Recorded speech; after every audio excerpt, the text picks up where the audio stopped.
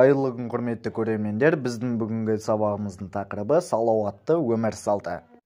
Ең алдымен видеомызды бастамас бұрын бұл тақырыптың мақсатымен таныстыра кетсем.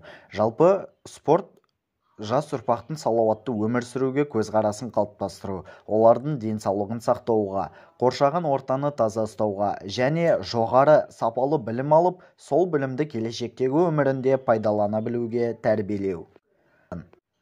Жалпы денсаулық адамның ең қасиетті де құнды, қайталанбас, жоғалса қайта орнына қиындықпен келетін орны толмас асыл қазынасы. Біз осы жаңа ғасырдан күтер үмітіміз көп. Сондай-ақ қазіргі заманда адам ағзасына тиер залалы да жетерлік. Тірі ағзаға тиер экологиялық үш фактордың әсері осы таңда айтпаса да көзге шыққан сүйелдей болып көрініп тұрғаны анық. Қазіргі кездегі әлеуметтік экономикалық жағдай, тіршілік деңгейінің құлдырауы және экологиялық қолайсыздық Қазақстан Республикасының бүкіл халқының, әсіресе өскелең ұрпақтың денсаулығына кері әсерін тигізуде. Қазіргі қоғамымызда халықтың табиғи өсімі төмендеп, сырқаттанушылық және өлім-жітім деңгейі арта түсті. Әсіресе балалар мен жастардың денсаулығы қауіп тудыруда. Темекі тарту, ішімдік пайдалану, есірткіге құмарлық және улы заттарға әуестік, адамгершілікке жат мінез құлық кеңінен етек алуда. Дүниежүзілік денсаулық сақтау ұйымы сарапшыларының дерегі бойынша, халық денсаулығының 49-50% өмір салтына, яғни адамның өз денсаулығына қалай қарайтыны тәуелді. 17-20% қоршаған орта ерекшеліктеріне байланысты деп көрсетілген.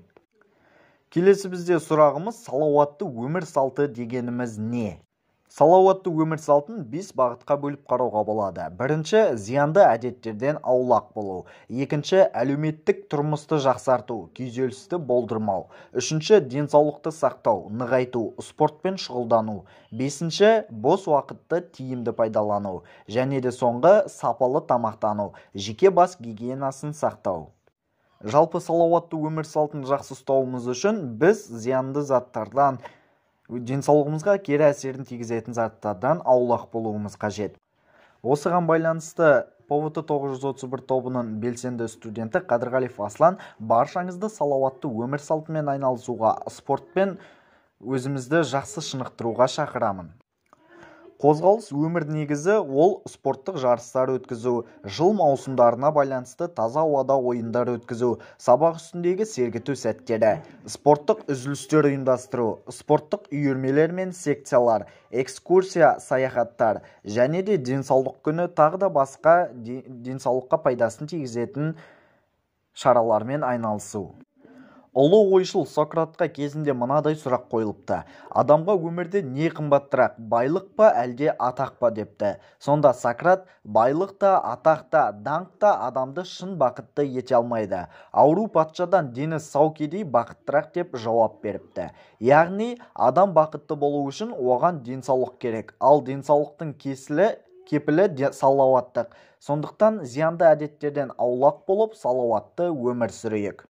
Сонымен біздің видеомызды аяқтайтын болсақ, қорытындылай келе, жастары, болашақ мамандары әлсіз, денсаулығы нашар, білімсіз, зиянды әдеттерге әуес, жалқау, тәрбиесіз болса, ол мемлекет қашанда әлсіз, қорғансыз. Ендеше, жасөспірімдердің денсаулығын нығайту, жүйке психикасын дұрыс қалыптастырып, ширақ, жігерлі, сымбатты өсіру әрбір ата-ана мен педагогтардың алдында тұрған үлкен міндет. Мектептегі, колледждегі денсаулықты сақтауға негізделген тәлім мен тәрбие үрдісі тиімді болуы мүмкін емес. Сондықтан да білім беру саласындағы мамандардың барлығының ісі денсаулық сақтау ұстанымына негізделіп жүргізілгенде ғана нәтижелі болады.